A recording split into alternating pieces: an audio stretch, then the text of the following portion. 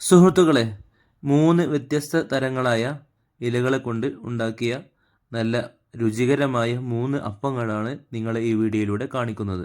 ഒന്ന് മഞ്ഞൾ ഇലയിലും, ഒന്ന് എലമംഗലത്തിൻ്റെ ഇലയിലും, ഒന്ന് സാദാ വാഴയിലയിലും ആണ് ഉണ്ടാക്കിയെടുത്തിട്ടുള്ളത്.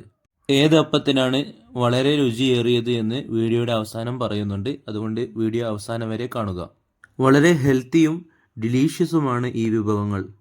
ആദ്യം മഞ്ഞൾ ഇലയിൽ എങ്ങനെ അപ്പം ഉണ്ടാക്കുന്നു എന്ന് നോക്കാം. നല്ല വൃത്തിയുള്ള മഞ്ഞൾ ഇലയെടുത്ത് അതിൽ അരിമാവ് കുഴച്ച് ഇതുപോലെ പരത്തിയെടുക്കുക.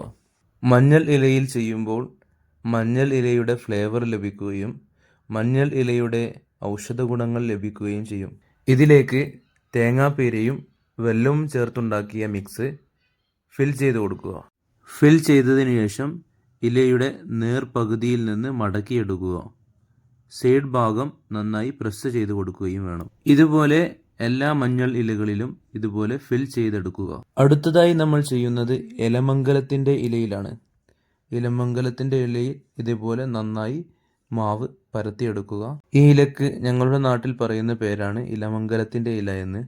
നിങ്ങളുടെ നാട്ടിൽ എന്ത് പേരാണെന്ന് കമൻറ്റ് ചെയ്യണേ. ഇലയിൽ പരത്തിയെടുത്ത മാവിൽ നാം നേരത്തെ എടുത്തു വെച്ച തേങ്ങാപ്പീരയും വെല്ലവും മിക്സ് ചെയ്ത മിക്സ് ചേർത്ത് കൊടുക്കുക. ഇതിൻ്റെ സെൻറ്ററിൽ നിന്ന് മടക്കിയെടുക്കുക. ഇതിൻ്റെ 2 സൈഡും നന്നായി പ്രസ് ചെയ്യാൻ മറക്കരുത്. അടുത്തത് വാഴയിലയിൽ മാവ് പരത്തിയെടുക്കാം. ഇതിൽ നമ്മൾ യൂസ് ചെയ്തിരിക്കുന്നത് അരിമാവിന് പകരം ഗോതമ്പ് മാവാണ്. ഇതിലും നാം നേരത്തെ എടുത്ത് വച്ചിരിക്കുന്ന തേങ്ങാപ്പീരയും വെല്ലവും ചേർത്തിട്ടുള്ള മിക്സ് തന്നെയാണ് ചേർത്ത് കൊടുക്കുന്നത്. ഇതിൻ്റെ സെൻറ്ററിലായിട്ട് മടക്കിയെടുക്കുക. അപ്പോൾ നമ്മുടെ വാഴയില അടയും മഞ്ഞൾ ഇല അടയും എലമംഗല അടയും അടുപ്പത്തേക്ക് വെച്ച് കൊടുക്കുക. അപ്പോൾ ഇതുപോലെ നല്ല തീയിൽ ആവിക്ക് വേവിച്ചെടുക്കുകയാണ് ചെയ്യുന്നത്. അപ്പോൾ നന്നായി ആവിയിൽ വേവുന്നത് വരെ നമുക്ക് വെയിറ്റ് ചെയ്യാം. ഇതിന് ഏറ്റവും വലിയ പ്രധാനപ്പെട്ട ഹൈലൈറ്റ് എന്ന് പറഞ്ഞാൽ ഇത് വെന്ത് വരുമ്പോഴുള്ള ഇതിൻ്റെ മണമാണ്.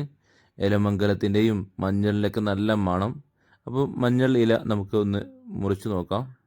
ഒരു കാര്യം പ്രത്യേകം ഉണർത്തട്ടെ, ചാനൽ സബ്സ്ക്രൈബ് ചെയ്യാനും വീഡിയോ ലൈക്ക് ചെയ്യാനും മറക്കരുതേ സുഹൃത്തുക്കളെ. അപ്പോൾ ഇതിൽ ഏറ്റവും രുചികരമായ അപ്പം ഏതാണെന്ന് ചോദിച്ചാൽ ഓരോ അപ്പത്തിനും ഓരോ ഫ്ലേവറാണ്. ഏതായാലും എല്ലാം നല്ല രുചികരമായ അപ്പങ്ങളാണ്. എല്ലാവരും വീട്ടിൽ ട്രൈ ചെയ്ത് നോക്കണം. വളരെ ഡിലീഷ്യസും വളരെ ഹെൽത്തിയായ അപ്പങ്ങളാണിത്. നിങ്ങളുടെ സുഹൃത്തുക്കളിലേക്ക് ഈ വീഡിയോ ഷെയർ ചെയ്ത് കൊടുക്കണം. നല്ലൊരു അറിവുമായി ഉടനെ കാണാം. എല്ലാ സുഹൃത്തുക്കൾക്കും ശുഭദിനം നേരുന്നു.